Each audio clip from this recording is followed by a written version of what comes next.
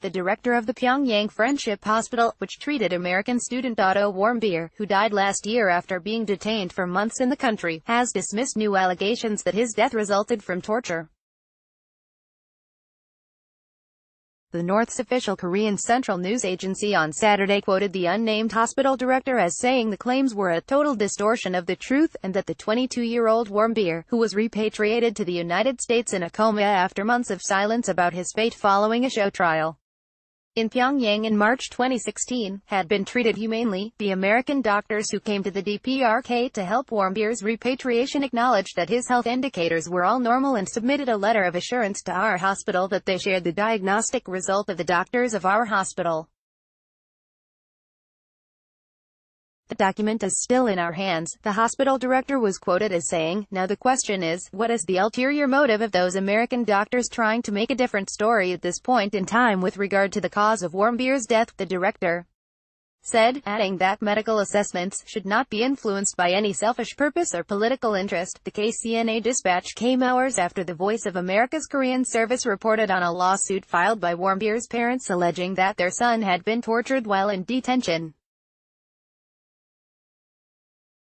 The VOA quoted court papers filed in support of the suit by Warmbier's former dentists as saying that his teeth had been moved backwards, something that would most typically be caused by some sort of impact, and that there was also evidence indicating a loss of bone. It quoted another declaration from Daniel Conter, a neurologist who was the lead physician for Warmbier on his return to his hometown of Cincinnati, as saying that Warmbier had suffered brain damage after a cessation of blood flow to the brain for 5 to 20 minutes. Because the injury was so extensive, it was unlikely that Mr.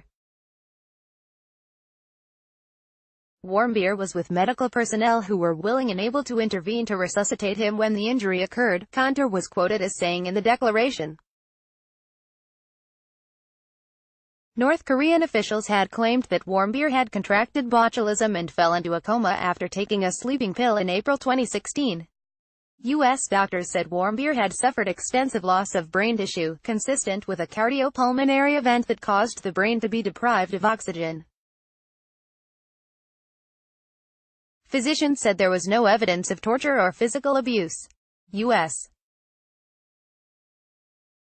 President Donald Trump charged last year that Warmbier was tortured, though he held a landmark summit with North Korean leader Kim Jong-un in July and is in the process of planning a second meeting.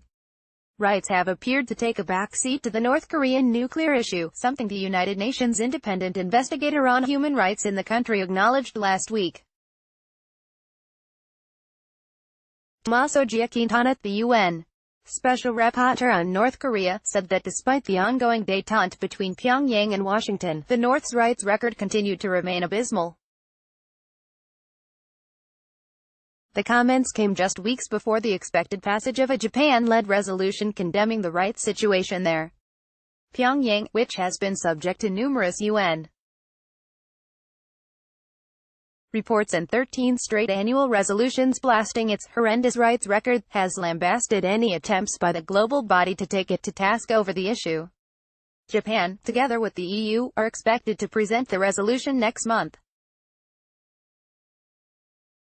Among its most egregious violations, rights group Amnesty International said in a report this year that the North is believed to hold up to 120,000 people in the 4 known political prison camps, where they are subjected to forced labor as well as torture and other ill treatment.